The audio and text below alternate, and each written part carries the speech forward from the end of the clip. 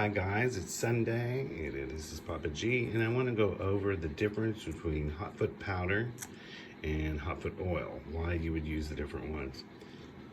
So Hotfoot powder, it has its magical origins in Africa, related to foot track magic, and the way it is supposed to work is Hotfoot powder contains a base of a powdery substance.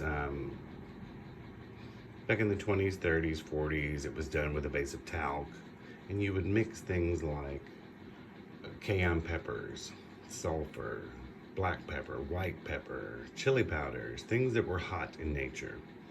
And this is because the powder is supposed to magically, not physically, poison someone through the feet. You would take the powder and mix it with dirt. And the reason why you mix it with dirt, because if you throw powder on the ground, someone is going to visibly see it.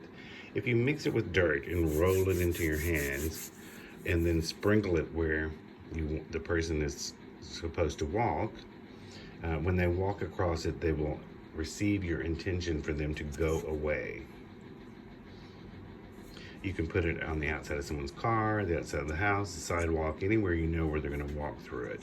But you put it with dirt because it becomes it just looks like dirt on the ground, a little bit of dirt, and don't go overboard.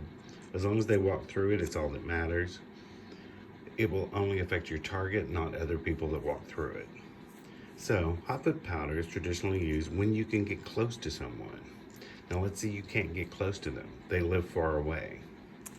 This is where you use Hotfoot oil.